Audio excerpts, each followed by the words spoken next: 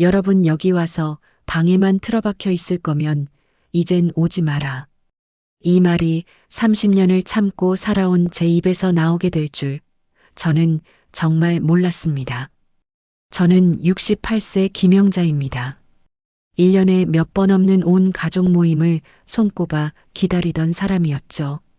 손주 얼굴 한번 보려고 이틀 전부터 장을 보고 허리가 끊어지도록 음식을 준비했습니다. 침구까지 하루 종일 햇볕에 말렸어요. 혹시라도 트집 잡힐까 노심초사하면서요. 하지만 작은 며느리 정다연은 달랐습니다. 도착하자마자 제 음식을 위생 문제라고 모욕했고 손주를 안으려는 저를 병균 취급했습니다.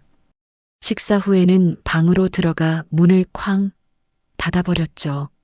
마치 제 집을 더러운 격리소 취급하듯이요. 30년간 참고 또 참았습니다. 며느리니까 가족이니까 손주를 위해서라도 참아야 한다고 스스로를 다독였습니다. 하지만 그날 밤 제 안에 무언가가 무너져 내렸습니다. 대체 제 집, 제 식탁에서 어떤 일이 벌어졌길래 그 단단했던 제가 폭발하고 말았을까요? 그리고 작은 아들 민호가 며느리에게 던진 충격적인 한마디는 무엇이었을까요? 그 결말은 여러분의 상상을 초월할 겁니다. 모임을 위해 저는 이틀 전부터 준비를 시작했습니다. 68세의 나이에 허리는 굽고 무릎은 시큰거렸지만 1년에 몇 번 없는 온 가족 모임이었기에 저는 기쁜 마음으로 움직였습니다. 손주들 얼굴을 볼 수 있다는 생각만으로도 가슴이 두근거렸죠. 목요일 아침 일찍 저는 시장으로 향했습니다. 큰아들 명훈의 가족이 좋아하는 갈치와 고등어, 작은아들 민훈의 손주가 좋아할 만한 부드러운 닭고기와 신선한 채소들을 골랐습니다. 시장 아주머니는 명절도 아닌데 이렇게 많이 사가시네요? 라고 물었지만 저는 그저 환하게 웃으며 손주들 오거든요라고 대답했습니다. 집으로 돌아와서는 쉴 틈 없이 움직였습니다. 갈치는 소금물에 깨끗이 씻어 양념에 재우고 닭고기는 아이들이 먹기 좋게 부드럽게 삶을 준비를 했습니다. 나물도 여러 가지 무쳤고 잡채도 정성스럽게 만들었습니다. 손이 10개라도 모자랐지만 저는 행복했습니다. 특히 신경 쓴 건 작은 며느리 정다연의 기준이었습니다. 지난번 모임 때 다연이가 애가 방에서 기침을 하더라고요. 혹시 먼지나 습기 때문 아닐까요? 라고 말했던 게 계속 마음에 걸렸거든요. 그래서 이번에는 손주가 잘 방의 이불과 베개, 침구를 전부 빼서 햇볕에 말렸습니다. 금요일 오전 내내 저는 빨랫줄에 침구를 넣는 일에 매달렸습니다. 무거운 이불을 들어 올릴 때마다 허리가 찌릿했지만 다연이가 이번에는 만족하겠지라는 생각에 이를 악물고 버텼습니다. 햇볕이 좋은 날이어서 다행이었어요. 저녁 무렵 이불을 걷어들이며 코를 박고 냄새를 맡았을 때 따뜻한 햇살 냄새가 가득했습니다. 이제 다연이도 뭐라 하지 못하겠지 싶었죠. 금요일 밤 저는 본격적으로 요리를 시작했습니다. 새벽 2시까지 갈치조림을 만들고 닭볶음탕을 끓이고 전을 부쳤습니다. 남편 명수는 당신 너무 무리하는 거 아니오? 내일 아침 일찍 일어나서 해도 되잖소라고 말했지만 저는 고개를 저었습니다. 아니에요. 아침에는 또 청소하고 정리할 게 많아요. 미리 해두면 내일 편하잖아요. 사실 저는 불안했습니다. 혹시라도 음식이 모자라거나 집안이 깨끗하지 않거나 뭔가 하나라도 다연의 마음에 들지 않으면 어쩌나 하는 걱정이 머리를 떠나지 않았거든요. 지난 몇 년간 다연은 늘 뭔가 불만스러운 표정이었고 저는 그게 제 탓인 것만 같았습니다. 토요일 아침 6시 저는 눈을 떴습니다. 몸은 피곤했지만 마음은 설레었어요. 오늘이면 손주를 안아볼 수 있고 온 가족이 한자리에 모여 밥을 먹을 수 있으니까요. 저는 서둘러 일어나 집안 구석구석을 청소했습니다. 걸레질을 하고 화장실을 닦고 거울을 닦았습니다. 특히 손주가 사용할 화장실은 2번이나 청소했습니다. 변기 시트도 새 것으로 바꾸고 수건도 새 걸로 준비했습니다. 다연이가 공용 수건은 비위생적이라고 말했던 게 기억났거든요. 그래서 이번엔 아예 개인 수건을 각자 준비해뒀습니다. 오전 9시쯤 저는 잠깐 쉬면서 휴대폰을 들여다봤습니다. 가족 단톡방에는 큰며느리 선미가 어머님, 오늘 뵐 생각에 벌써 설레요. 애들도 할머니 보고 싶다고 난리예요 라는 메시지를 남겨놨더군요. 저는 환하게 웃으며 답장을 보냈습니다. 얼른 와라. 할머니가 맛있는 거 많이 해놨다. 그런데 바로 그 순간이었습니다. 다연이 단톡방에 메시지를 올렸습니다. 오늘 음식 지난번처럼 위생 문제 없었으면 좋겠네요. 저는 눈을 의심했습니다. 다시 한번 읽어봤지만 분명 그렇게 쓰여 있었습니다. 위생 문제. 제가 이틀 동안 피땀 흘려 준비한 음식을, 제가 밤을 새워 만든 요리를 위생 문제라는 세 글자로 깎아내린 겁니다. 손이 덜덜 떨렸습니다. 휴대폰을 쥔 손에 힘이 들어가 화면이 하얗게 변할 정도였습니다. 가슴이 철렁 내려앉는 기분이었어요. 지난번에 손주가 배탈이 났던 건 제 음식 때문이 아니라 유치원에서 돌던 장염 때문이었는데 다연은 그걸 제 탓으로 돌렸던 겁니다. 그때 큰며느리 선미가 바로 답장을 달았습니다. 다연아, 그런 말은 좀. 어머님이 얼마나 정성껏 준비하셨는데. 하지만 다연의 답장은 더 가혹했습니다. 언니는 몰라요. 우리 애가 지난번에 얼마나 아팠는데. 조심하는 게 당연한 거 아니에요? 저는 더 이상 단톡방을 볼 수 없었습니다. 휴대폰을 내려놓고 주방으로 돌아왔지만 눈물이 왈칵 쏟아질 것 같았습니다. 냉장고에 가득 담긴 음식들이 눈에 들어왔어요. 어젯밤 새벽까지 만든 갈치조림, 정성껏 끓인 닭볶음탕, 하나하나 정성을 담아 붙인 전들. 이게 다 위생 문제가 있는 음식이란 말인가요? 저는 싱크대에 손을 짚고 한참을 서 있었습니다. 남편 명수가 다가와 등을 쓰다듬으며 말했습니다. 여보, 신경 쓰지 마시오. 며느리가 원래 예민한 거 당신도 알잖소. 예민한 게 아니라 나를 무시하는 거예요. 내가 뭘 잘못했길래 저렇게 대하는 거예요? 목소리가 떨렸습니다. 남편은 아무 말도 하지 못했어요. 우리 둘 다 알고 있었으니까요. 다연은 늘 저를 그렇게 대했다는 걸. 그리고 작은 아들 민호는 항상 아내 편만 들었다는 걸. 시계를 보니 오전 11시였습니다. 가족들이 오기까지 1시간 남았어요. 저는 눈물을 닦고 다시 주방으로 향했습니다. 상을 차려야 했으니까요. 아무리 마음이 아파도 엄마는, 시어머니는, 할머니는 해야 할 일을 해야 했으니까요. 식탁 위에 하나하나 음식을 올리면서 저는 혼잣말을 중얼거렸습니다. 이번에는 괜찮겠지. 다연이도 내 마음을 알아주겠지. 하지만 마음 한편으로는 알고 있었습니다. 다연은 절대 만족하지 않을 거라는 걸.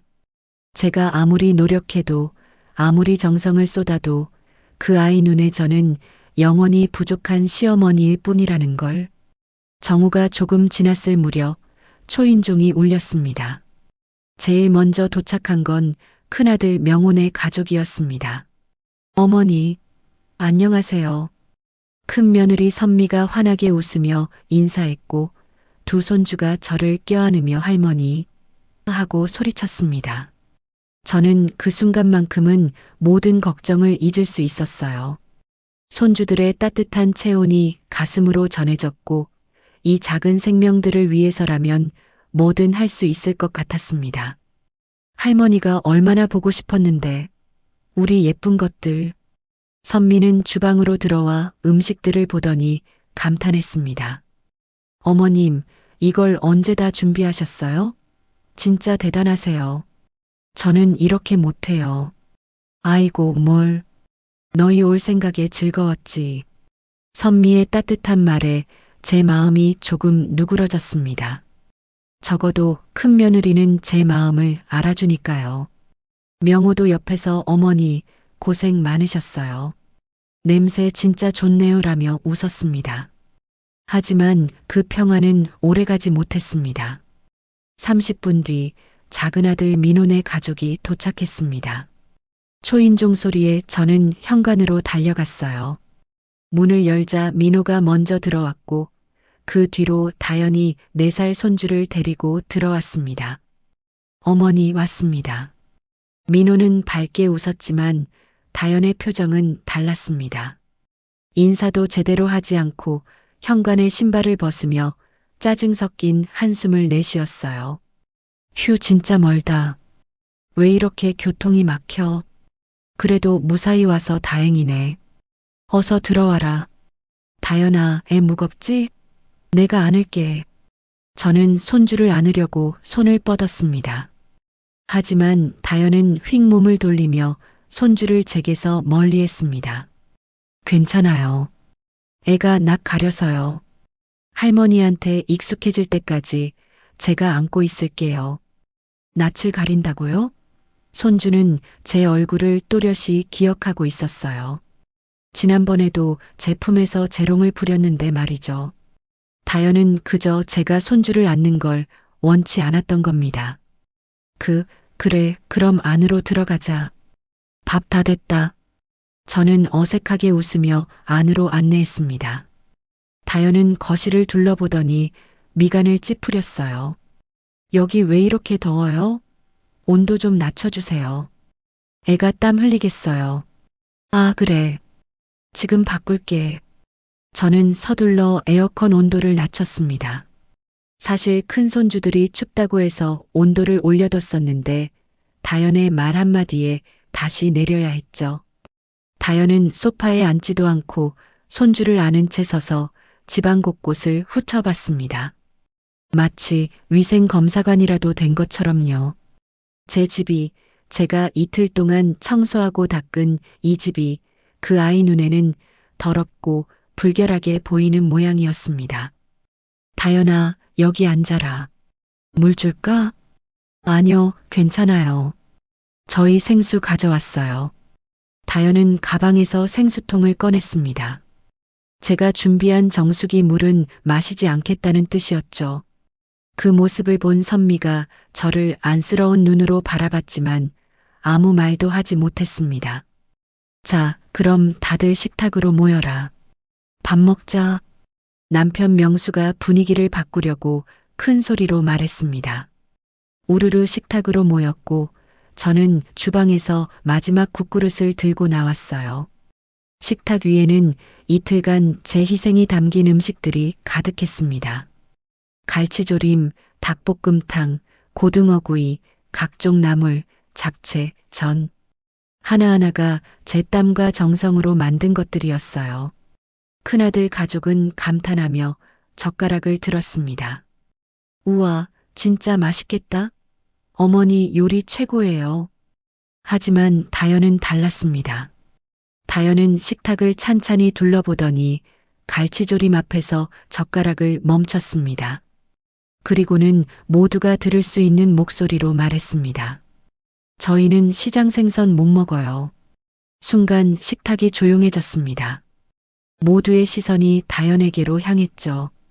시장 생선은 신선도를 믿을 수가 없잖아요. 지난번에도 애가 먹고 배탈 났던 거 기억 안 나세요? 다연의 목소리는 차갑고 날카로웠습니다. 제 심장이 쿵 하고 내려앉았어요. 다연아, 그건 생선 때문이 아니라 장염 때문이었잖니. 유치원에서 돌았던. 민호가 조심스럽게 말했지만 다연은 남편의 말을 잘라버렸습니다. 아니에요. 어머님 음식이 위생이 좀 그러시니까요. 제가 직접 봤어요. 도마도 구분 안 하시고 행주도 여러 번 쓰시고 제 손이 덜덜 떨렸습니다. 젓가락을 쥔 손에 힘이 들어가 손가락 관절이 하얗게 질렸어요.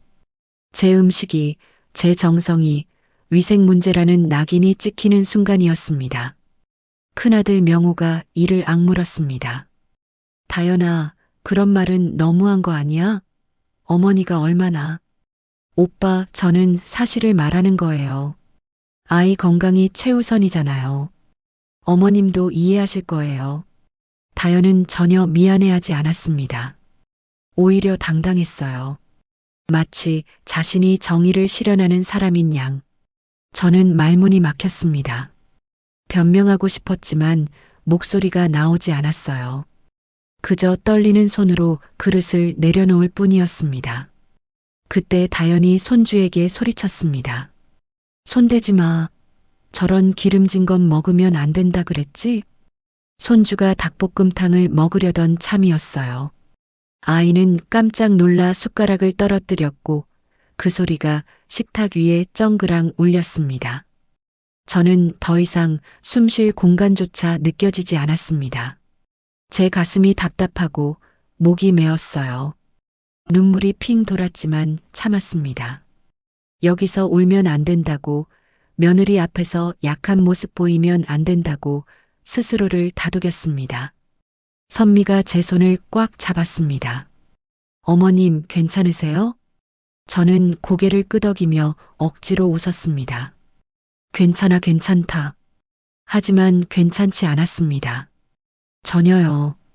식사는 지옥 같았습니다. 큰아들 가족은 제 눈치를 보며 조심스럽게 음식을 먹었고 작은아들 민호는 아무 말도 하지 못한 채 고개를 숙이고 있었습니다. 다연은 자신이 가져온 도시락을 손주에게 먹이며 마치 제 음식이 독약이라도 되는 양 행동했습니다. 30분이 30시간처럼 느껴졌습니다. 식사가 끝나자 큰며느리 선미와 명호가 저를 도와 설거지를 했습니다. 선미가 작은 목소리로 말했어요. 어머님, 너무 마음 아파하지 마세요. 다연이가 좀 그래요. 아니야. 내가 정말 위생에 문제가 있었나 봐. 무슨 말씀을 그렇게 하세요?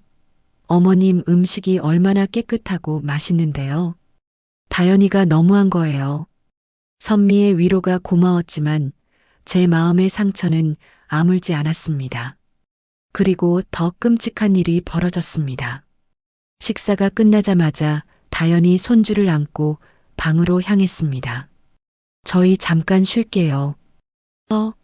다연아, 같이 차 마시면서 얘기하자.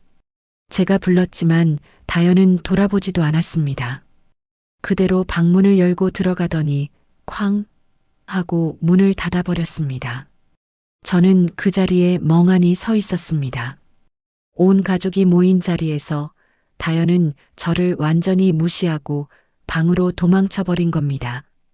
마치 제 집이, 제가 있는 이 공간이 견딜 수 없는 곳이라는 듯이. 남편 명수가 한숨을 내쉬었습니다. 저 애가 대체 왜 저러는 거야? 민호가 민망한 듯 웃으며 말했습니다. 어머니, 죄송해요. 다연이가 요즘 육아 때문에 힘들어서 좀 예민해요. 이해해 주세요. 이해해 달라고요? 30년을 참고 살았습니다. 30년 동안 며느리니까, 가족이니까, 손주를 위해서라도 참아야 한다고 스스로를 다독이며 살았습니다. 하지만 그 순간 제 안에서 무언가가 무너지기 시작했습니다. 식탁 위에는 이틀간의 제 희생이 고스란히 담겨 있었습니다. 새벽 2시까지 졸음을 참아가며 만든 갈치조림, 아침 일찍부터 정성껏 끓인 닭볶음탕, 하나하나 손으로 빚은 전들. 그 모든 것이 제 사랑의 표현이었어요. 하지만 다연의 눈에 그것들은 달리 보였나 봅니다. 다연은 식탁 앞에 앉았지만 젓가락을 들지 않았습니다. 그저 팔짱을 낀 채 음식들을 하나하나 훑어볼 뿐이었죠. 마치 세관 검사관이 수상한 물건을 검사하듯이요. 자, 다들 많이 먹어라. 영자 엄마가 이틀 동안 준비했어. 남편 명수가 밝게 말했습니다. 큰아들 명호가 먼저 갈치조림을 집었어요. 어머니, 이거 제가 제일 좋아하는 건데. 역시 어머니 손맛이 최고예요. 선미도 거들었습니다. 맞아요. 저는 아무리 해도 이 맛이 안 나더라고요. 어머님 비법이 뭐예요? 비법은 무슨, 그냥 정성이지 뭐. 저는 수줍게 웃으며 손주들 앞에 반찬을 놓아줬습니다. 큰 손주 2명은 할머니 음식 맛있어요 하며 잘도 먹었어요. 그 모습을 보는 것만으로도 제 마음은 흐뭇했습니다. 하지만 다연은 여전히 음식에 손을 대지 않았습니다. 다연아, 너도 먹어. 내가 좋아하는 잡채도 있고 닭볶음탕도 있어. 제가 조심스럽게 말을 건넸습니다. 다연은 잠깐 저를 쳐다보더니 차가운 목소리로 대답했습니다. 저는 괜찮아요. 괜찮긴 뭐가 괜찮아. 먹어야지. 안 그래도 요즘 살 빠진 것 같던데. 민호가 아내에게 말했지만 다연은 남편의 말도 무시했습니다. 대신 손주 앞에 놓인 접시를 확인하더니 갑자기 표정이 굳어졌어요. 민준아, 뭐 먹으려고 그래? 엄마, 나 이거 먹을래. 할머니가 맛있대. 손주가 닭볶음탕을 가리켰습니다. 아이는 할머니가 해준 음식을 먹고 싶어 했어요. 하지만 다연의 반응은 달랐습니다. 안 돼. 그거 너무 기름져. 엄마, 나 먹고 싶어. 기름진 거 먹으면 배 아프다고 했잖아. 엄마가 싸운 거 먹어. 다연은 가방에서 도시락통을 꺼냈습니다. 집에서 준비해 온 음식이었죠. 그 순간 제 가슴이 철렁 내려앉았어요. 다연은 애초에 제 음식을 손주에게 먹일 생각이 전혀 없었던 겁니다.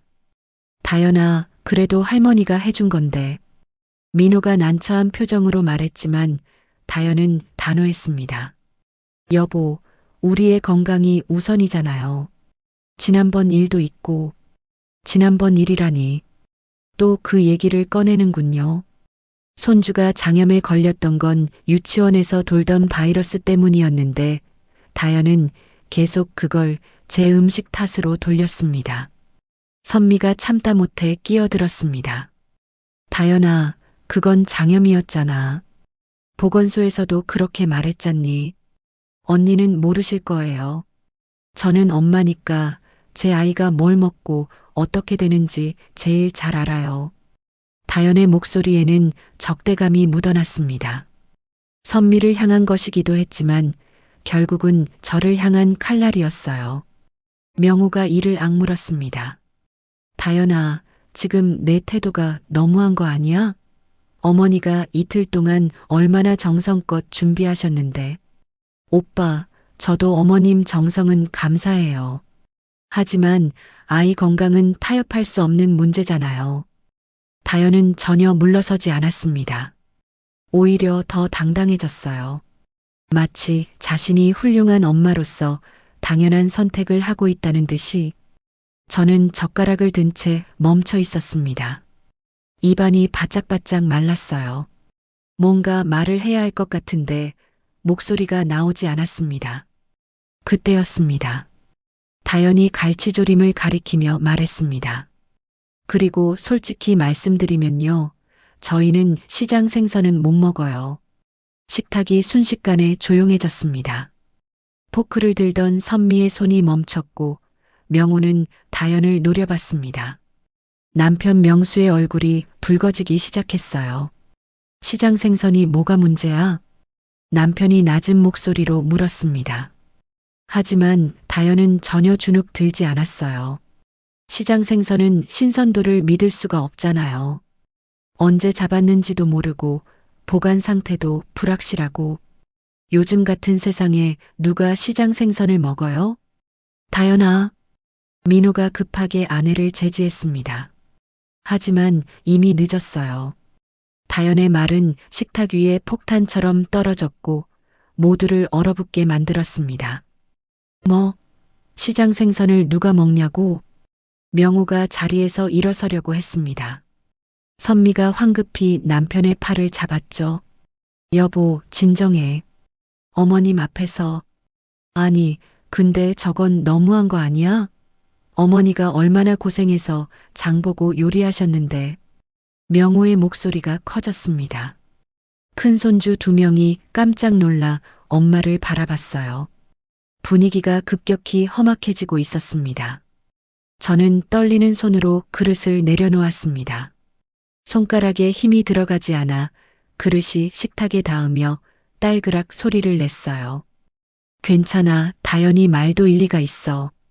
요즘 젊은 사람들은 다 그렇게 생각하잖니. 어머니, 무슨 말씀을 그렇게 하세요? 선미가 제 손을 꽉 잡았습니다. 하지만 저는 고개를 저었어요. 더 이상 이 자리를 견딜 수가 없었거든요. 그런데 다연은 거기서 멈추지 않았습니다. 그리고요, 어머님. 다연이 저를 똑바로 쳐다보며 말했습니다. 그 눈빛에는 동정도 미안함도 없었어요. 오직 차갑고 냉정한 판단만이 있었습니다. 어머님, 음식이 위생이 좀 그러시니까요. 순간 세상이 멈춘 것 같았습니다. 위생이 좀 그렇다. 그 말이 제 귓가에서 맴돌았습니다. 위생이 좀 그렇다. 위생이 좀 그렇다. 위생이 좀 그렇다. 제가 이틀 동안 밤을 새워가며 만든 음식이, 제가 정성을 다해 준비한 식사가 위생이 좀 그런 음식이라고요? 다연아, 지금 뭐라고 한 거야? 명호가 버럭 소리쳤습니다. 큰 손주들이 겁에 질려 울음을 터뜨렸어요. 선미가 급히 아이들을 진정시키려 했지만 아이들은 계속 울었습니다. 오빠, 사실을 말하는 건데 왜 그러세요? 저는 거짓말 안 해요. 사실? 사실이라고? 어머니가 음식 만들 때 얼마나 깨끗하게 하시는데. 오빤 모르실 거예요. 저는 봤어요. 지난번에 주방 들어갔을 때 도마 구분도 제대로 안 하시고 행주도 여러 번 쓰시고 손도 중간중간에 안 씻으시더라고요. 다연의 말 한마디 한마디가 제 가슴에 비수처럼 꽂혔습니다. 저는 평생 깨끗하게 요리해 왔습니다. 손도 자주 씻고 행주도 매일 삶고 도마도 용도별로 구분해서 사용했어요. 하지만 다연의 눈에는 그게 다 부족했나 봅니다. 다연, 너 지금 정말. 민호가 아내를 말리려 했지만 다연은 계속 말을 이어갔습니다. 그리고 냉장고도 정리가 안 돼 있어요. 유통기한 지난 것들도 많고 음식 보관도 제대로 안 하시고. 제가 직접 봤어요. 그만해. 제 목소리가 터져 나왔습니다. 평생 이렇게 큰 소리를 낸 적이 없었는데 그날만큼은 참을 수가 없었어요. 모두가 저를 쳐다봤습니다. 손주들도 울음을 멈추고 할머니를 봤어요. 저는 떨리는 몸을 일으켜 세웠습니다. 다연아, 내가 나를 그렇게 생각했구나. 목소리가 떨렸습니다. 눈물이 핑 돌았지만 참았어요. 여기서 울면 안 된다고, 며느리 앞에서 무너지면 안 된다고 스스로에게 말했습니다. 어머님, 저는 사실을 말하는 거예요. 기분 나쁘게 들으셨다면 죄송하지만 아이 건강이 걸린 문제입니다. 아이 건강? 내가 아이 건강을 걱정한다면서 왜 1년에 몇 번도 안 되는 이 자리를 이렇게 만드는 거니? 제 목소리가 점점 커졌습니다. 30년 동안 눌러왔던 감정들이 한꺼번에 터져 나오려고 했어요. 어머님, 제가 뭘 잘못했어요? 저는 제 아이를 지키려는 건데. 지키는 게 아니라 나를 공격하고 있잖니. 어머니. 민호가 급히 저를 말렸습니다. 하지만 저는 멈출 수가 없었어요.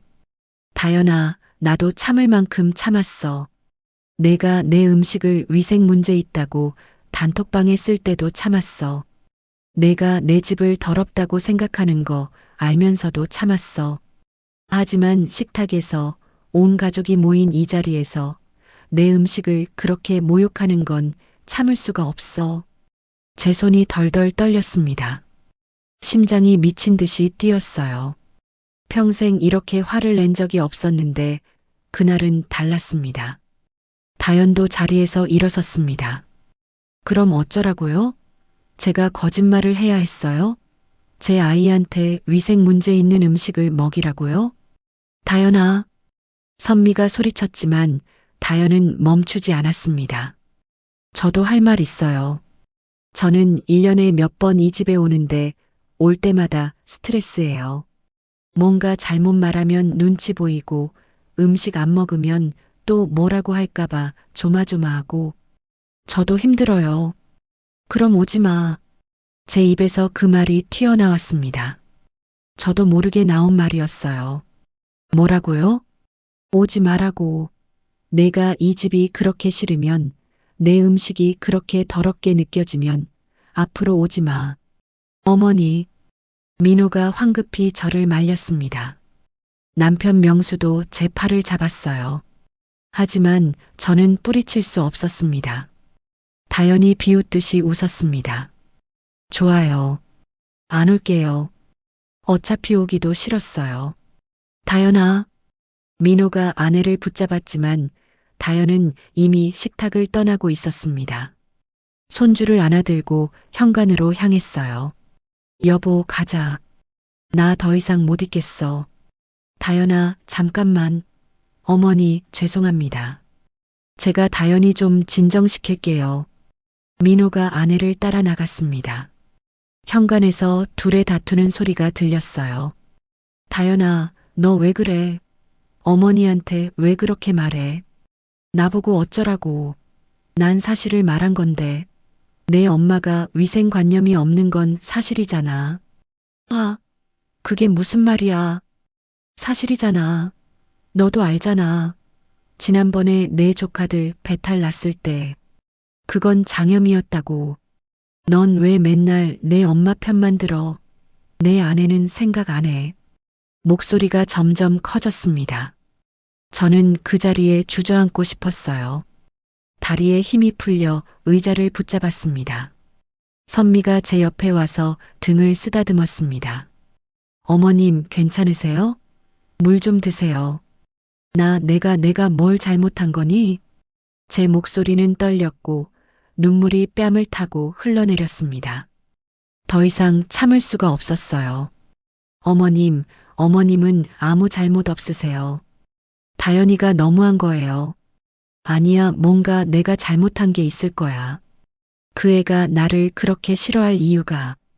어머님, 그런 말씀하지 마세요. 제발이요. 선미가 울먹였습니다. 명호도 옆에서 주먹을 불끈 쥐고 있었어요. 현관 쪽에서는 여전히 다연과 민호의 다툼이 계속되고 있었습니다. 나 진짜 못 살겠어. 내 가족들 때문에. 다연아, 제발. 어머니가 다 들어. 들으면 어때? 사실인데. 쾅! 현관문이 세게 닫히는 소리가 들렸습니다. 다연이 손주를 안고 나가버린 겁니다. 다연아. 민호가 아내를 쫓아나갔어요. 하지만 곧 돌아와서는 난처한 표정으로 서 있었습니다. 어머니, 죄송합니다. 제가 다연이를 잘 못 다뤄서. 됐어, 민호야. 저는 손을 흔들며 말했습니다. 더 이상 뭐라고 말할 기운도 없었어요. 식탁 위에는 제가 이틀 동안 준비한 음식들이 그대로 남아 있었습니다. 아무도 손대지 않은 갈치조림, 반쯤 남은 닭볶음탕, 차갑게 식어버린 전들. 위생이 좀 그렇다는 말이 계속 제 머릿속을 맴돌았습니다. 명호가 식탁을 내려다보더니 주먹으로 탁자를 쳤습니다. 아, 진짜. 동생 새끼가 어떻게 저럴 수가 있어. 여보, 진정해. 애들 있잖아. 선미가 남편을 진정시켰습니다. 큰 손주 2명은 겁에 질린 얼굴로 부모를 바라보고 있었어요. 저는 천천히 주방으로 걸어갔습니다. 싱크대에 손을 짚고 깊은 숨을 들이쉬었어요. 눈물이 계속 흘러나왔지만 닦을 기운도 없었습니다. 내가 정말 위생관념이 없나? 내 음식이 정말 더러운 건가? 스스로에게 물었지만 답은 나오지 않았습니다. 다만 한 가지는 확실했어요. 작은 며느리 다연은 저를 진심으로 싫어한다는 것. 그리고 그 사실이 이제야 완전히 드러났다는 것. 선미가 주방으로 들어와 제 어깨를 안았습니다. 어머님 많이 힘드시죠? 울어도 돼요. 참지 마세요. 선미야 나나. 네, 어머님. 괜찮아요. 다 괜찮아질 거예요. 하지만 괜찮을 것 같지 않았습니다. 제 가슴에는 깊은 상처가 남았고 그 상처는 쉽게 아물지 않을 것 같았어요. 식탁에는 위생 문제가 있다는 음식들이 그대로 남아 있었고 저는 그 음식들을 바라보며 또다시 눈물을 흘렸습니다. 민호가 다시 집 안으로 들어왔습니다. 얼굴이 창백했어요. 어머니 다연이가 택시 타고 가버렸어요. 그래. 정말 죄송합니다. 제가 아내를 잘못 교육시켰습니다. 교육 문제가 아니야, 민호야. 그 애는 진심으로 나를 싫어하는 거야. 제 목소리는 지쳐 있었습니다. 더 이상 화도 나지 않았어요. 그저 슬프고 허무할 뿐이었습니다. 명호가 동생을 노려봤습니다. 야, 민호. 너 이거 어떻게 할 거야? 어머니한테 어떻게 저런 말을 해? 형, 미안해. 내가 다연이한테 잘 얘기할게. 얘기로 될 문제야? 저건 인성 문제야, 인성. 형제가 다투려는 순간 저는 손을 들어 말렸습니다. 그만해. 다들 그만하고 그냥 집에 가. 나 혼자 있고 싶어. 어머니, 가라고. 제발 오늘은 좀 혼자 있게 해줘. 제 목소리에는 힘이 없었습니다. 가족들은 더 이상 말을 하지 못했어요. 결국 명혼의 가족이 먼저 일어났습니다. 어머님, 저희는 먼저 갈게요. 내일 다시 올게요. 아니야, 오지 마. 괜찮아. 어머님, 제발 너무 마음 아파하지 마세요. 다연이가 잘못한 거예요. 선미가 제 손을 꼭 잡았습니다. 저는 고개만 끄덕였어요. 큰아들 가족이 나간 후 민호만 남았습니다. 민호는 무릎을 꿇고 제 앞에 앉았어요. 어머니, 정말 죄송합니다. 제가 다연이한테 단단히 말하겠습니다. 민호야. 네, 어머니. 너 행복하니? 갑자기 나온 질문에 민호가 당황했습니다. 예, 그게 무슨... 다연이랑 살면서 너 행복하니? 민호는 대답하지 못했습니다. 그저 고개를 숙인 채 입술을 깨물 뿐이었어요. 저는 알았습니다. 아들도 행복하지 않다는 걸, 다만 참고 사는 거라는 걸. 엄마도 참았어. 30년을 참았어. 하지만 민호야, 참는 게 항상 답은 아니더구나. 어머니, 너도 생각해봐. 내 인생을 말이야. 저는 아들의 어깨를 토닥이고 방으로 들어갔습니다. 그날 밤 저는 이불을 뒤집어 쓰고 한참을 울었습니다. 위생이 좀 그렇다는 말이 계속 귓가에 맴돌았고 제 평생의 노력이 한순간에 무너지는 기분이었습니다. 다연히 택시를 타고 떠난 후 집안은 무덤처럼 조용해졌습니다. 민호도 결국 어정쩡하게 인사를 하고 아내를 쫓아나갔어요. 어머니, 정말 죄송합니다. 제가 다연히 데리고 올게요라는 말을 남기고요. 하지만 저는 알고 있었습니다. 다연은 돌아오지 않을 거라는 걸. 설령 돌아온다 해도 그건 진심 어린 사과가 아니라 형식적인 제스처일 뿐이라는 걸. 저녁 6시가 넘어가고 있었습니다. 남편 명수는 거실 소파에 앉아 한숨만 내쉬고 있었고 저는 주방에서 차가워진 음식들을 바라보고 있었어요. 이틀 동안의 정성이 새벽까지 졸음을 참아가며 만든 요리들이 이렇게 차갑게 식어버렸습니다. 여보, 그냥 다 치워요. 보기 싫어요. 저는 쓰레기 봉투를 꺼내며 말했습니다. 남편이 놀라 일어났어요. 여보, 뭐 하는 거요? 음식을 왜 버려? 이거 누가 먹어요? 위생 문제 있는 음식을요? 제 목소리는 쌀쌀 맞았습니다.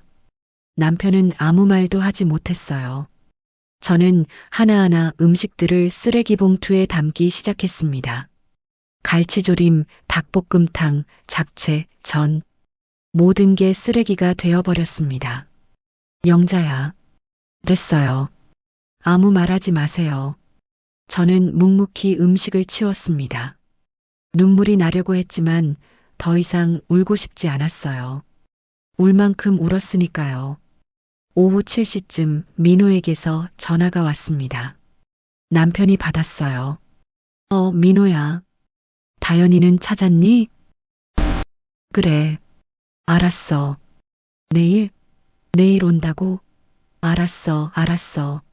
남편이 전화를 끊고는 제게 말했습니다. 다연이가 진정했대. 내일 와서 사과하겠대. 사과요? 진심으로요? 저는 비웃음이 나왔습니다. 다연이 진심으로 사과할 리 없다는 걸 알았거든요. 여보, 그래도 며느리가 오겠다는데 오지 말라고 해요. 진심 없는 사과 듣기 싫어요. 여보, 난 피곤해요. 방에 들어갈게요. 저는 남편의 말을 끊고 방으로 들어갔습니다. 침대에 누워 천장을 바라봤어요. 위생이 좀 그렇다는 말이 계속 머릿속을 맴돌았습니다. 밤이 깊어갔습니다. 잠은 오지 않았어요. 눈을 감으면 오늘 식탁에서의 장면이 계속 떠올랐습니다. 다연의 차가운 눈빛, 어머님 음식이 위생이 좀이라는 그 모욕적인 말투. 새벽 2시가 넘어서야 겨우 잠이 들었습니다. 다음 날 아침 저는 평소보다 늦게 일어났습니다. 몸이 천근만근이었어요. 거울을 보니 눈이 퉁퉁 부어 있었습니다. 오전 10시쯤 현관 초인종이 울렸습니다. 남편이 문을 열었어요. 민호야. 왔구나. 네, 아버지. 안녕하세요. 다연이는? 차에 있어요. 제가 먼저 들어와서 어머니 상태 좀 보려고요. 민호가 들어왔습니다. 제 방문 앞에서 조심스럽게 노크했어요. 어머니, 저 민호예요. 들어와. 민호가 문을 열고 들어왔습니다. 얼굴이 피곤해 보였어요. 어젯밤 아내와 많이 싸웠나 봅니다. 어머니 어제는 정말 죄송했습니다. 너 사과할 거 없어. 내 잘못이 아니잖니. 아니에요. 제가 아내를 제대로 교육 못 시켜서 교육 문제가 아니라고 했잖아. 다연이는 진심으로 나를 그렇게 생각하는 거야. 민호는 입술을 깨물었습니다. 제 말을 부정하고 싶었겠지만 부정할 수 없었던 거죠. 다연이가 사과하러 왔어요. 진심으로? 제가 물었습니다. 민호는 대답하지 못했어요. 그것만으로도 답은 충분했습니다. 엄마, 그래도 한 번만 기회를 주세요. 다연이도 반성하고 있어요. 반성? 정말? 저는 비웃음이 나왔습니다. 하지만 아들의 간절한 눈빛을 보니 마음이 약해졌어요. 알았어. 들어오라고 해. 감사합니다, 어머니. 민호가 나가서 다연을 데리고 들어왔습니다. 다연은 손주를 안고 있었어요. 표정은 어제보다 조금 누그러져 있었지만 눈빛만큼은 여전히 차가웠습니다. 어머님, 어제는 제가 좀 심했습니다. 다연이 고개를 살짝 숙이며 말했습니다. 하지만 그 목소리에는 진심이 담겨 있지 않았어요. 그저 형식적인 사과일 뿐이었습니다. 그래. 알았어. 어머님, 저도 육아 때문에 스트레스가 많아서요. 그래서 좀 예민했던 것 같아요. 응. 저는 짧게 대답했습니다. 더 이상 대화하고 싶지 않았어요. 어색한 침묵이 흘렀습니다. 민호가 중간에서 안절부절 못하고 있었어요. 그럼 우리 점심이라도 같이 먹을까요? 제가 밖에서 사올게요. 민호가 제안했습니다. 저는 고개를 저었어요.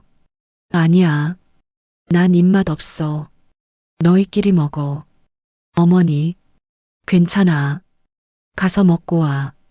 결국 민호네 가족은 밖에 나가 식사를 했습니다. 저는 혼자 집에 남았어요. 남편은 친구를 만나러 나갔고요. 오후 3시쯤 민호네 가족이 돌아왔습니다. 손에 과일 바구니를 들고 있었어요.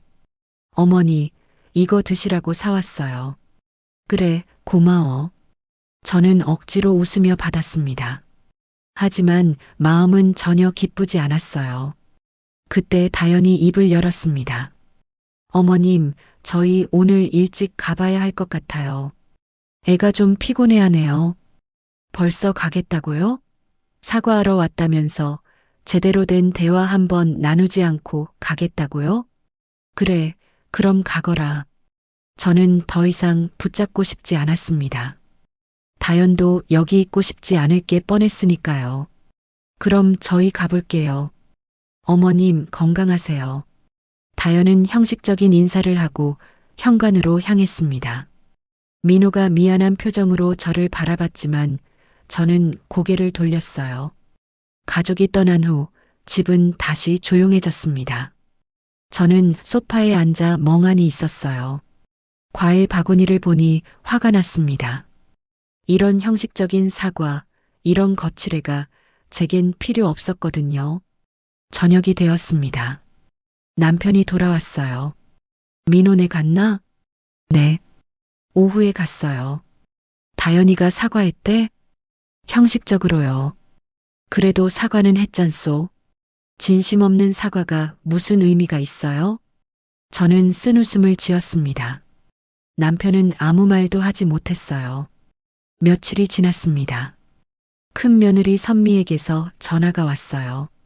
어머님 괜찮으세요? 그날 이후로 계속 걱정했어요. 응, 괜찮아. 신경 써줘서 고마워. 어머님, 너무 마음 아파하지 마세요. 다연이가 잘못한 거예요. 알아. 다 알아. 제가 다음 주에 들를게요. 어머님 얼굴 좀 보고 싶어요. 그래, 와라. 기다릴게. 선미의 전화에 마음이 조금 따뜻해졌습니다. 적어도 큰 며느리는 제 마음을 이해해 주니까요. 그리고 2주가 지났습니다. 남편이 말했습니다. 여보, 다음 주 일요일에 또 가족 모임 하자. 명훈애도 오고 민호네도 부른다고 했어. 민호네요? 다연이도 온다고요? 응. 민호가 다연이 많이 반성했대. 이번엔 괜찮을 거래. 저는 한숨을 내쉬었습니다. 또다시 그 지옥 같은 시간을 보내야 한다는 생각에 가슴이 답답해졌어요. 여보, 안 하면 안 돼요? 가족인데 어떻게 안 봐? 그리고 손주들도 할머니 보고 싶어 한대. 알았어요. 저는 마지못해 동의했습니다. 모임 날이 다가왔습니다. 저는 이번엔 간단하게만 준비했어요. 지난번처럼 이틀씩 매달려 요리하지 않았습니다. 그냥 시켜 먹으면 되지 뭐하러 고생하나 싶었거든요. 일요일 정오 가족들이 도착했습니다. 큰아들 가족이 먼저 왔고 30분 후에 민호네 가족이 왔어요. 다연은 이번에도 역시나 피곤한 표정이었습니다. 인사는 했지만 눈빛만큼은 여전히 차가웠어요. 어머님, 안녕하세요. 왔니? 저는 덤덤하게 대답했습니다. 더 이상 다연에게 기대하지 않기로 마음먹었거든요. 점심은 중국 음식을 시켜 먹었습니다. 다연은 역시 배달 음식이 안전해요라고 중얼거렸어요. 그 말에 명호가 인상을 찌푸렸지만 저는 그냥 넘어갔습니다. 식사 후 큰 손주들은 남편과 거실에서 놀고 있었고 큰 며느리 선미는 저를 도와 설거지를 했습니다. 그런데 다연은 달랐습니다. 식탁에서 일어나자마자 다연은 손주를 안고 방으로 향했어요. 잠깐 쉴게요. 다연아, 같이 얘기 좀 하자. 차 마시면서. 제가 말했지만 다연은 고개를 저었습니다. 아니에요. 애가 낮잠 자야 해서요. 그럼 재운 다음에 나와. 네, 그럴게요. 다연은 그렇게 말하고는 방으로 들어갔습니다. 문을 닫는 소리가 쿵 하고 울렸어요. 저는 그 문을 바라보며 한숨을 내쉬었습니다. 선미가 옆에서 말했어요. 어머님, 다연이 또 저러네요. 응, 항상 저래. 너무하네요. 가족 모임에 와서 방에만 있으면 뭐하러 와요? 선미의 말이 맞았습니다. 하지만 저는 이제 익숙해져 버렸어요. 30분이 지나고 1시간이 지났습니다. 다연은 방에서 나오지 않았어요. 오후 3시쯤 민호가 방문을 노크했습니다. 다연아, 나와. 다들 기다려. 조금만요. 애가 아직 안 잤어요. 그럼 나라도 나와. 나도 같이 누워 있어야 애가 자요. 민호는 포기하고 나왔습니다. 미안한 표정으로 저를 바라봤어요. 어머니, 죄송해요. 다연이가. 됐어, 됐어. 신경 쓰지 마. 저는 손을 흔들며 말했습니다. 하지만 속으로는 화가 치밀어 올랐어요. 오후 4시, 5시가 지나도 다연은 나오지 않았습니다. 큰아들 가족은 어색해하며 거실에서 TV를 보고 있었고 민호는 안절부절 못하고 있었어요. 민호야, 다연이 언제 나오니? 남편이 물었습니다. 글쎄요, 제가 다시 불러볼게요. 민호가 다시 방으로 가서 문을 두드렸습니다. 다연아, 나와. 벌써 옷이야. 알았어요. 조금만요. 같은 대답이 돌아왔습니다. 저는 더 이상 참을 수가 없었어요. 가슴속에서 뭔가가 끓어오르기 시작했습니다. 이게 뭐야? 내 집에 와서 방에만 틀어박혀 있다니? 저는 소파에서 일어났습니다. 주방으로 가서 물을 한 잔 마셨어요. 손이 떨렸습니다. 선미가 다가와 말했습니다. 어머님, 괜찮으세요? 응, 괜찮아. 너무 참지 마세요. 저러다 진짜 큰일 나요. 선미의 말이 제 마음속 뭔가를 건드렸습니다. 참지 마라. 참지 마라. 참지 마라. 30년을 참았습니다. 며느리니까, 가족이니까, 손주를 위해서라도 참아야 한다고 스스로를 다독이며 살았어요. 하지만 언제까지 참아야 하나요? 언제까지 이 모욕을 견뎌야 하나요? 오후 6시가 되었습니다. 저녁 식사 시간이었어요. 하지만 다연은 여전히 방에서 나오지 않았습니다. 명우가 참다 못해 말했습니다. 아버지, 저희는 먼저 가봐야 할 것 같아요. 애들도 피곤해하고. 그래, 그럼 저녁 먹고 가거라. 금방 차릴게. 남편이 말했지만 저는 움직이지 않았어요. 저녁을 차릴 기운이 없었습니다. 여보, 저녁 준비 안 해? 남편이 물었습니다. 저는 고개를 저었어요. 그냥 또 시켜 먹어요. 난 못하겠어요. 여보, 난 방에 들어갈게요. 저는 방으로 향했습니다. 그런데 그 순간 제 발걸음이 다연이 있는 방 앞에서 멈췄어요. 문 너머로 다연의 목소리가 들렸습니다. 전화 통화를 하고 있었어요. 응, 진짜 지겨워 죽겠어. 왜 매번 여기 와야 하는지 모르겠어. 제 심장이 쿵 하고 내려앉았습니다. 음식도 맛없고 집도 낡고 솔직히 우리 애 데리고 오기 싫어. 위생도 별로고. 그 순간 제 안에서 뭔가가 폭발했습니다. 저는 참지 않기로 했습니다. 더 이상은 안 되겠다고, 이건 아니라고, 제 자존심을 지켜야 한다고 결심했어요. 저는 주먹을 불끈 쥐고 거실로 돌아왔습니다. 가족들이 저를 쳐다봤어요. 여보, 괜찮소? 남편이 물었습니다. 저는 고개를 끄덕였어요. 하지만 괜찮지 않았습니다. 전혀요. 선미가 제 손을 잡았습니다. 어머님, 무슨 일 있으세요? 선미야, 나나. 목소리가 떨렸습니다. 눈물이 핑 돌았지만 이번엔 참지 않기로 했어요. 나 더 이상 못 참겠어. 저 애가. 어머님, 무슨 일이세요? 명우가 다가왔습니다. 저는 떨리는 목소리로 말했어요. 다연이가 방에서 전화하면서 우리 집이 낡고 더럽다고 음식도 맛없다고 그렇게 말했어. 순간 거실이 조용해졌습니다. 명호의 얼굴이 붉어졌어요. 뭐라고요? 지금 뭐라고 하셨어요? 내가 직접 들었어. 문 너머로. 선미가 제 등을 쓰다듬었습니다. 어머님, 너무 속상하셨겠어요. 남편 명수가 자리에서 벌떡 일어났습니다. 민호, 당장 다연이 불러내. 아, 아버지. 당장? 남편의 목소리가 커졌습니다.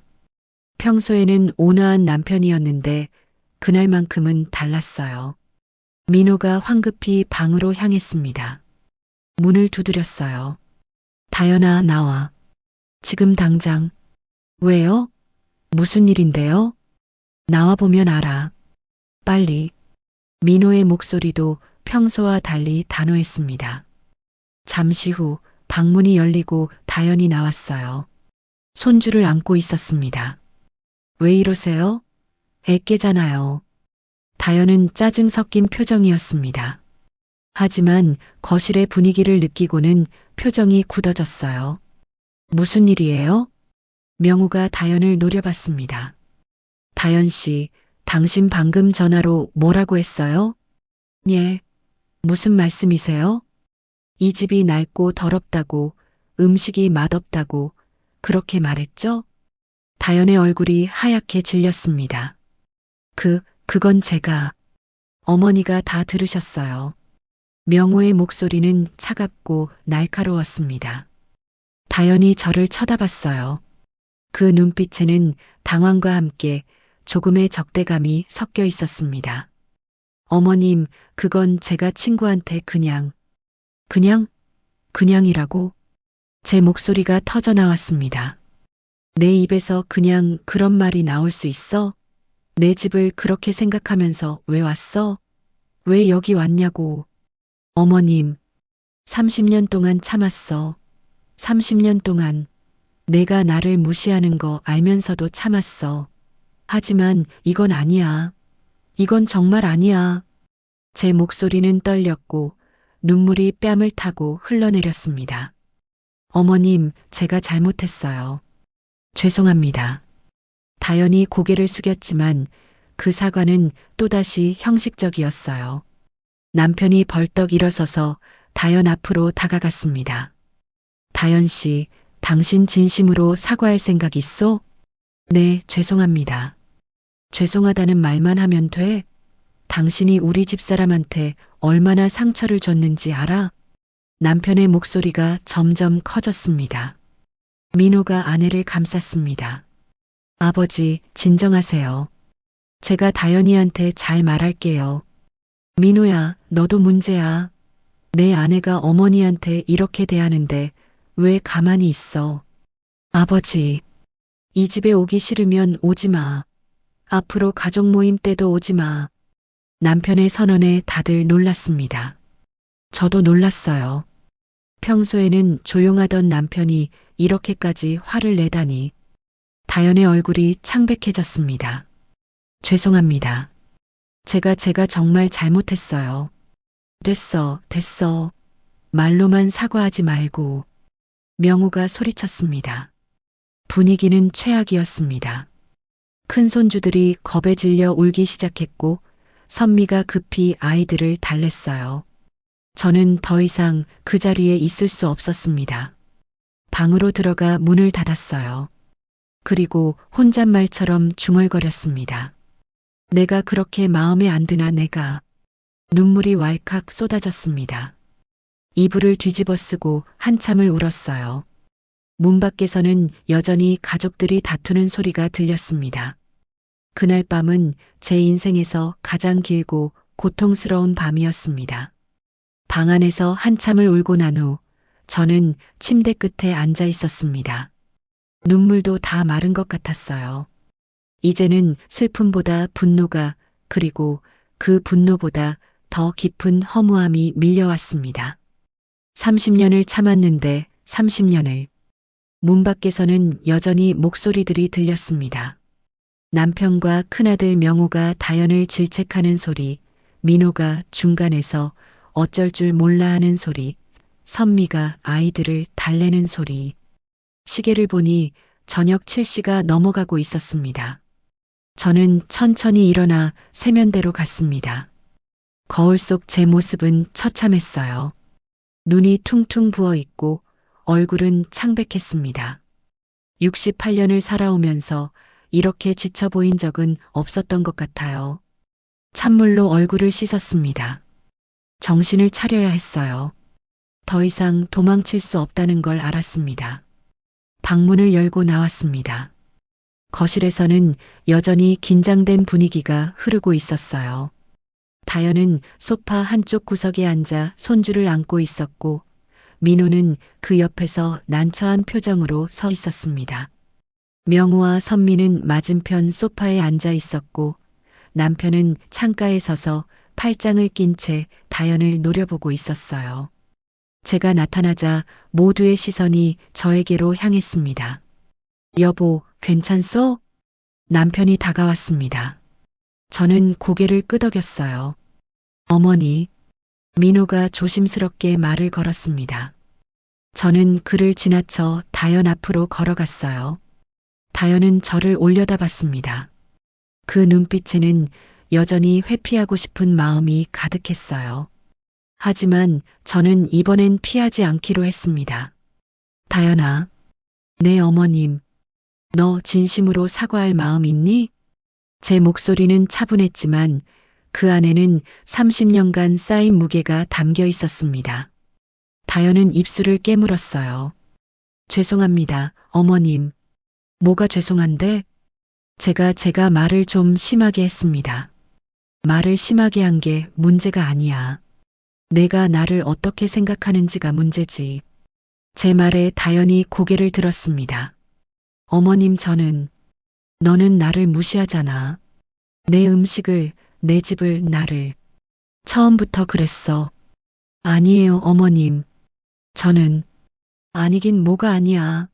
내가 다 알아. 내가 나를 어떻게 보는지. 제 목소리가 커졌습니다. 명호가 옆에서 잘하셨어요, 어머니.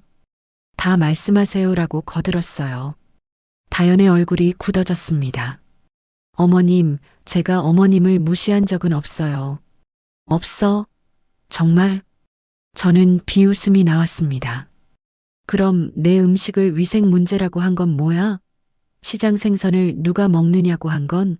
내 집을 낡고 더럽다고 한 건? 이게 다 무시가 아니라고? 다연은 대답하지 못했습니다. 다연아, 나도 참을 만큼 참았어. 내가 시집 온 지 몇 년이야? 10년이야.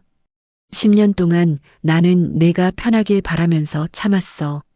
내가 예민한가 보다, 육아가 힘든가 보다, 그렇게 이해하려고 노력했어.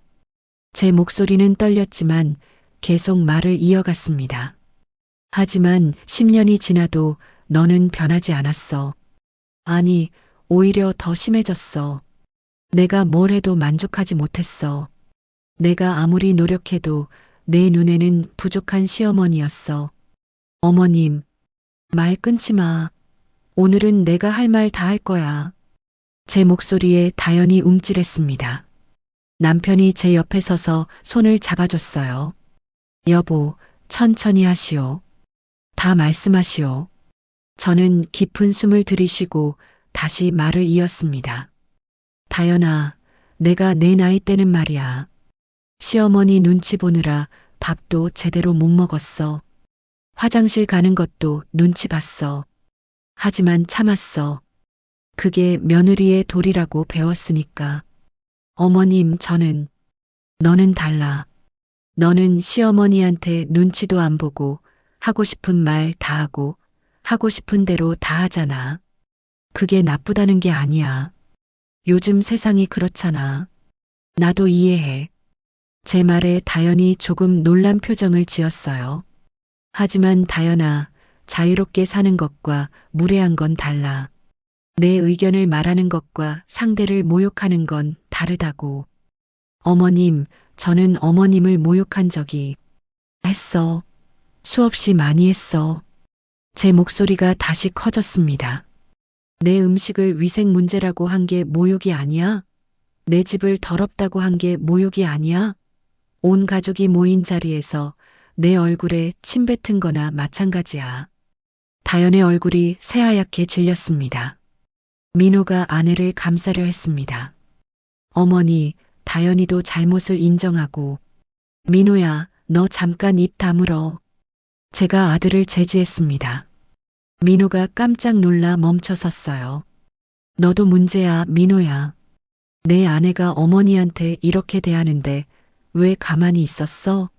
10년 동안 왜 한 번도 제대로 말리지 않았어? 어머니 너는 항상 다연이 편만 들었어. 어머니보다 아내가 우선이었지. 그래, 맞아. 아내가 우선이야. 하지만 민호야, 그렇다고 어머니가 모욕당하는 걸 보고만 있어야 해? 민호는 아무 말도 하지 못했습니다. 고개를 숙인 채 입술만 깨물고 있었어요. 저는 다시 다연을 바라봤습니다. 다연아, 내가 오늘 너한테 할 말은 하나야. 모두가 숨을 죽이고 제 다음 말을 기다렸습니다. 앞으로 이 집에 오지 마. 순간 거실이 얼어붙었습니다. 어머니, 민호가 소리쳤습니다. 여보, 남편도 놀라 저를 불렀어요.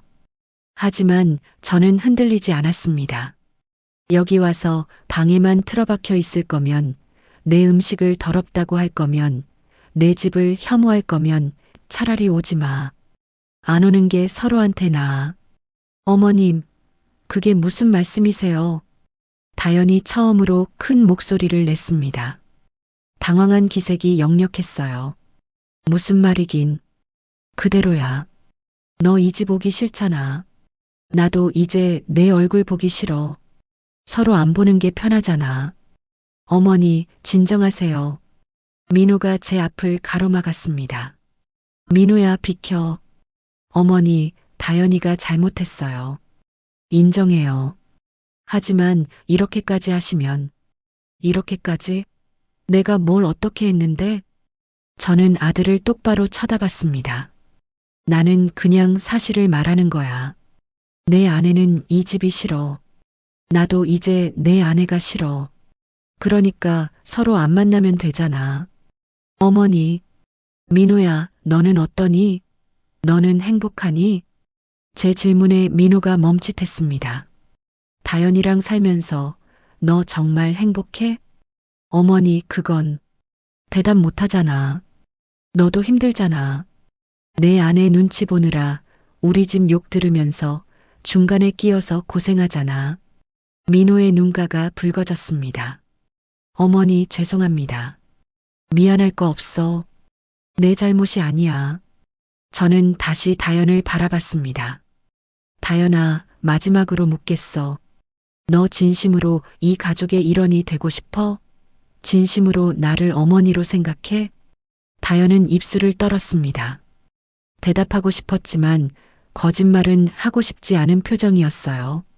그 침묵이 답이었습니다. 그래, 알았어. 너도 진심은 아니었구나.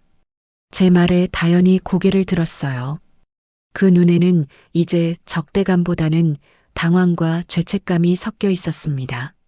어머님, 됐어. 더 이상 말 안 해도 돼.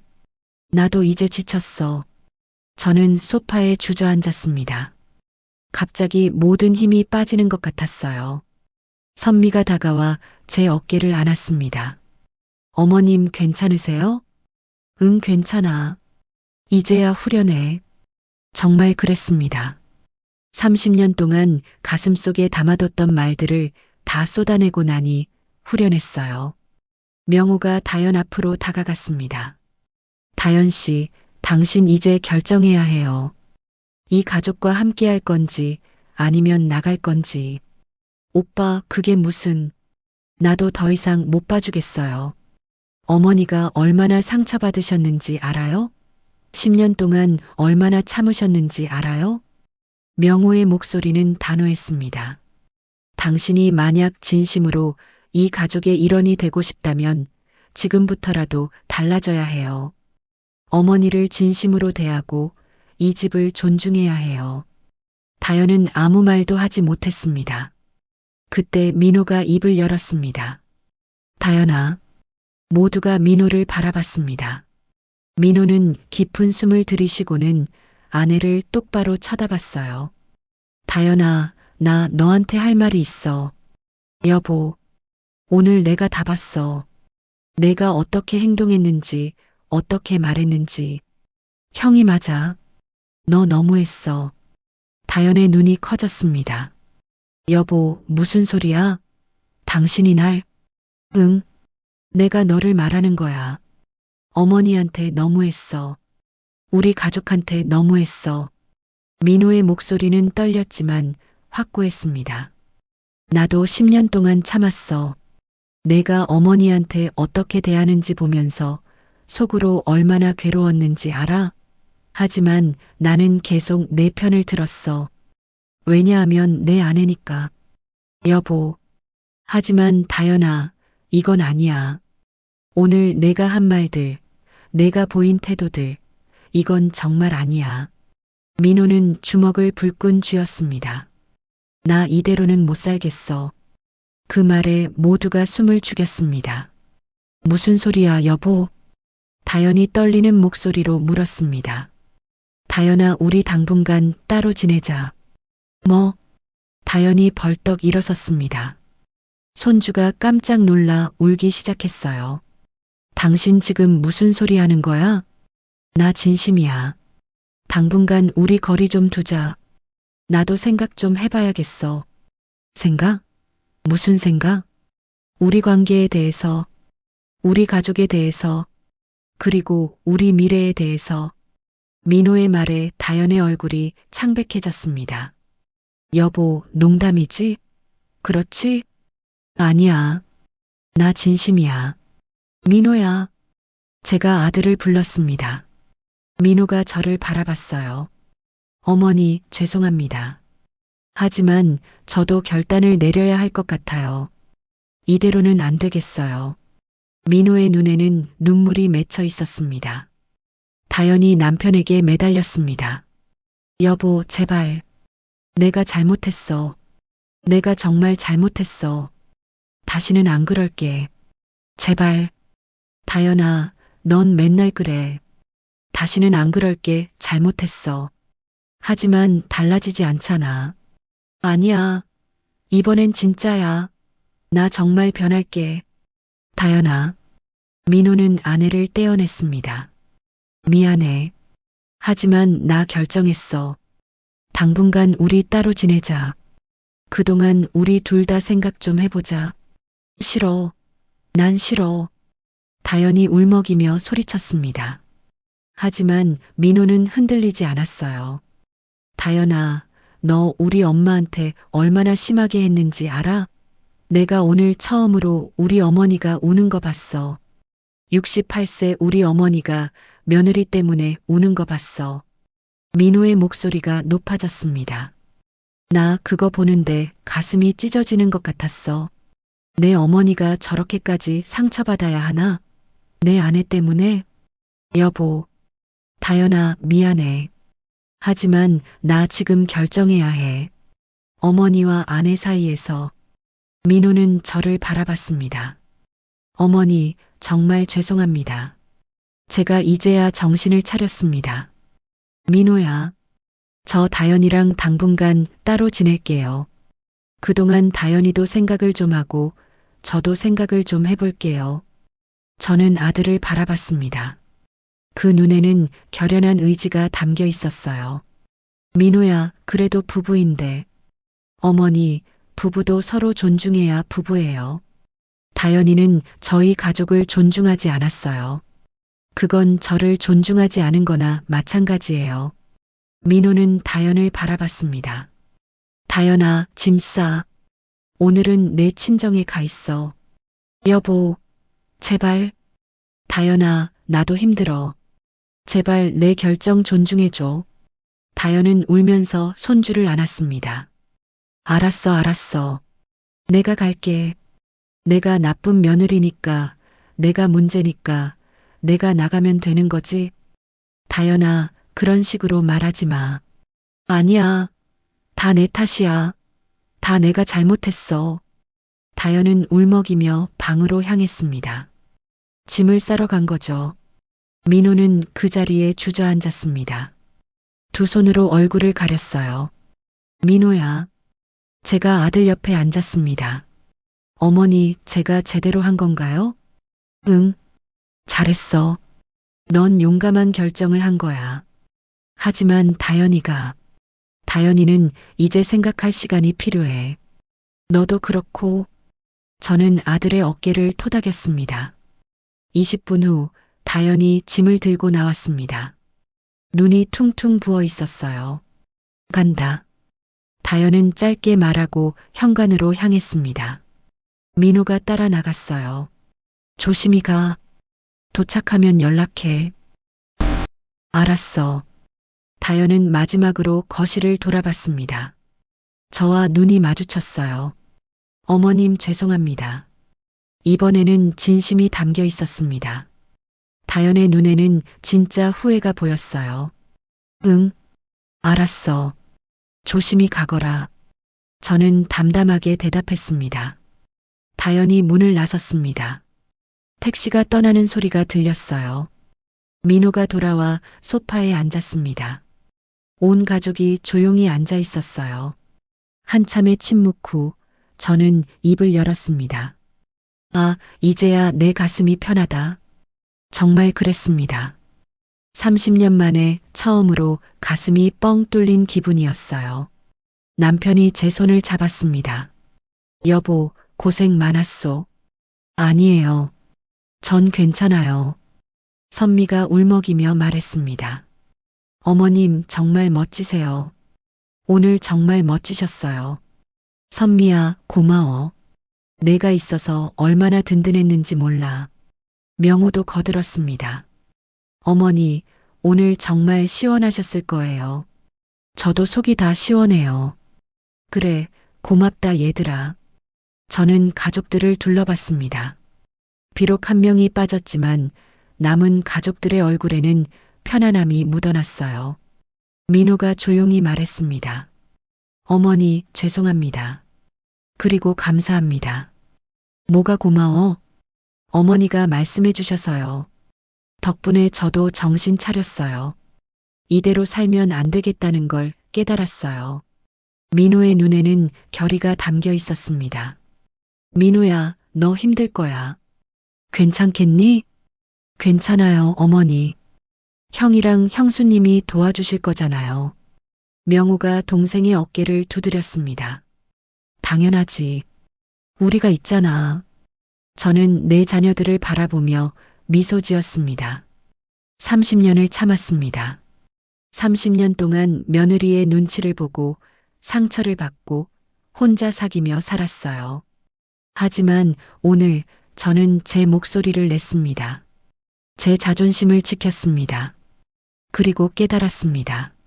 참는 게 항상 미덕은 아니라는 것을, 때로는 당당하게 말해야 한다는 것을. 저는 의자에 편안히 기대 앉았습니다. 가슴속 깊은 곳에서 진짜 평화가 찾아왔어요. 아들아, 배고프지? 엄마가 밥 해줄까? 어머니, 오늘은 제가 살게요. 다 같이 나가서 맛있는 거 먹어요. 그래, 그러자. 우리는 함께 외출 준비를 했습니다. 그날 저녁 온 가족이 함께 식사하는 내내 저는 정말 오랜만에 행복했습니다. 30년 만에 찾은 진짜 평화였습니다. 여러분, 영자 할머니의 이야기 어떠셨나요? 30년을 참고 또 참았던 시어머니가 마침내 며느리에게 이젠 오지 마라고 외친 그 순간, 그리고 아들 민호가 아내에게 당분간 따로 지내자고 선언한 그 반전. 정말 가슴이 뻥 뚫리는 사이다 결말이었습니다. 여러분이라면 다연의 그 모욕적인 태도를 보고도 계속 참으셨을까요? 아니면 영자 할머니처럼 단호하게 선을 그으셨을까요? 그리고 민호의 따로 지내자는 결단, 과연 잘한 선택이었을까요? 혹시 여러분도 비슷한 경험이 있으신가요? 가족 관계에서 참다가 폭발했던 순간, 혹은 용기 내어 목소리를 냈던 경험이 있다면 댓글로 공유해 주세요. 시어머니의 입장에서든 며느리의 입장에서든 모두의 이야기가 궁금합니다. 오늘 영자 할머니의 참교육에 대한 여러분의 솔직한 의견을 댓글로 들려주세요. 영상이 도움이 되셨다면 좋아요와 구독도 부탁드립니다. 여러분의 댓글 하나하나가 큰 힘이 됩니다.